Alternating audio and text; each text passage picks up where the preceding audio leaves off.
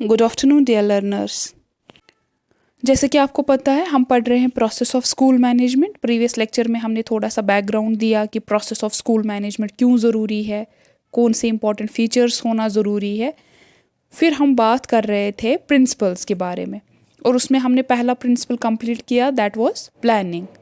आज के इस लेक्चर में हम बात करेंगे बाकी प्रिंसिपल्स की, particularly organisation, direction, coordination, staffing and budgeting. जब हम ऑर्गेनाइजेशन की बात करते हैं तो ये एक बेसिक फंक्शन है जब हम किसी भी टाइप ऑफ मैनेजमेंट की बात करते हैं। So there are basically two types of provisions under organisation. वो क्या क्या है? एक है human and next one is physical. So अगर हम ऑर्गेनाइजेशन ऑफ ह्यूमन रिसोर्सेज की बात करते हैं, it can be done through class, committees, teachers या जो भी एम्प्लॉयज़ हो, चाहे हमने टीचिंग स्टाफ की बात की या नॉन टीचिंग स्टाफ की बात की। इसी तरीके से अगर हम फिजिकल रिसोर्सेज की बात करेंगे, इसमें इंक्लूड होते हैं buildings, infrastructure, libraries, furniture and other such material.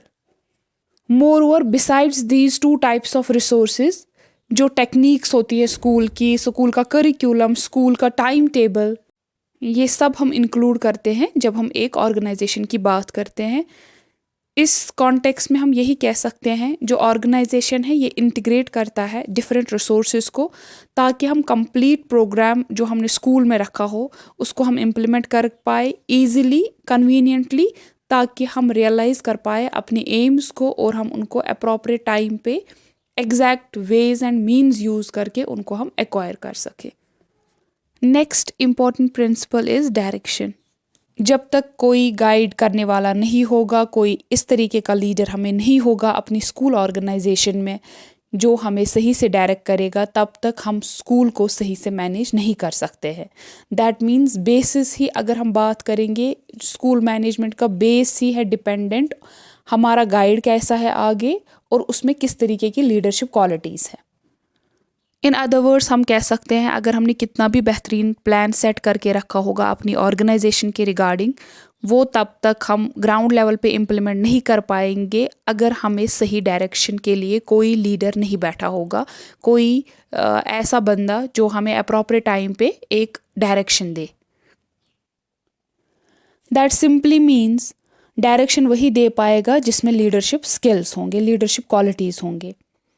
In fact हम ये कह सकते हैं 3 चीज़ें बहुत ज़रूरी है जब हम बात करते हैं एक डायरेक्शन की या लीडरशिप की।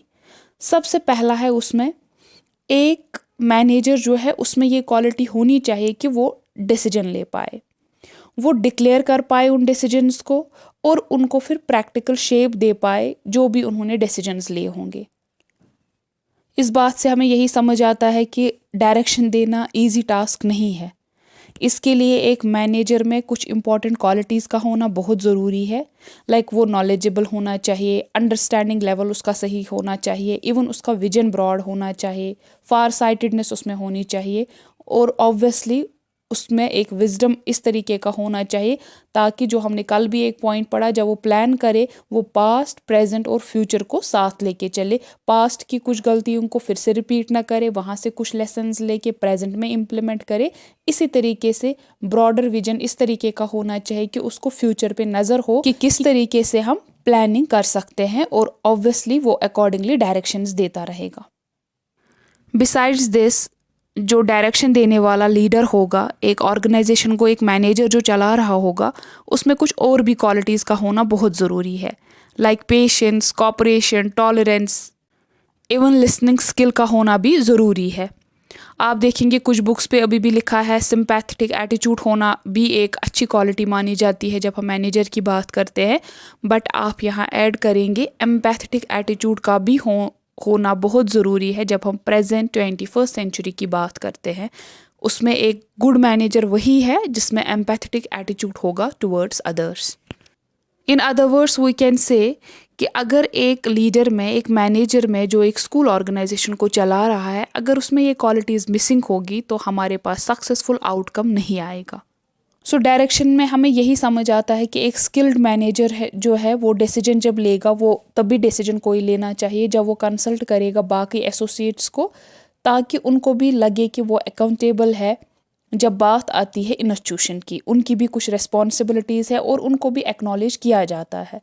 ये सब करने से एस्टैब्लिश होगा म्यूचुअल रिलेशंस, या हम कह सकते हैं कोऑर्डिनेशन, कोऑपरेशन जैसा कॉन्सेप्ट आएगा, और अल्टीमेटली वो एक इंस्टीट्यूशन को सक्सेस की ओर ही ले जाएगा। दैट मीन्स हम ये भी कह सकते हैं सक्सेस ऑफ डायरेक्शन इसी चीज़ में है कि किस तरीके से एक म्यूचुअल रिलेशनशिप का कॉन्सेप्ट होगा एक पर्टिकुलर इंस्टीट्यूशन में।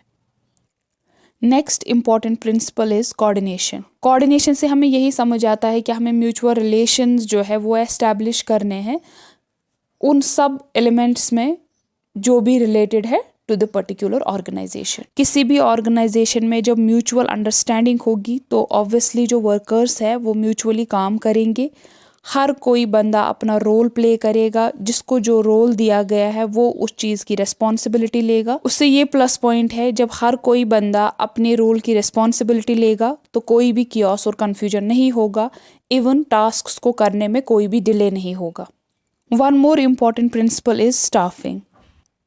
कोई भी इंस्टीट्यूशन जो है वो डिपेंडेंट है स्टाफ वहाँ का कैसा है और स्टूडेंट्स किस तरीके से है, कितना एनरोलमेंट है, कितनी फैकल्टी है हमारे पास, कितने स्टूडेंट्स है, कौन सी क्लास किस तरीके की फैकल्टी डिमांड कर रही है।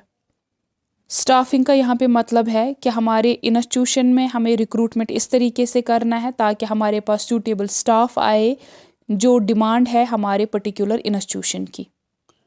रिक्रूटमेंट के टाइम हम इस बात को भी मद्देनज़र रखते हैं कि क्या क्वालिफ़िकेशंस है और हमें किस चीज़ की डिमांड है। जब हम अपने इंस्टीट्यूशन की ओर देखते हैं किस पर्टिकुलर क्लास के लिए हमें किस तरीके की फैकल्टी चाहिए और उनके लिए क्या क्वालिफ़िकेशन होनी चाहिए। जब रिक्रूटमेंट इस तरीके से होगा, जो अथॉरिटीज़ ने ऑलरेडी ले डाउन की है कि क्या क्वालिटीज़ आपको देखनी है रिक्रूटमेंट के टाइम, कौन सी क्वालिफ़िकेशन किस क्लास के लिए ज़रूरी है, उस हिसाब से नेचुरली काम डिस्ट्रीब्यूट होगा एज पर देयर कैपेसिटीज़ और कैपेबिलिटीज़, ताकि हम बेस्ट से बेस्ट आउटकम ले पाए। That's all for today. Thank you so much. May almighty bless one and all.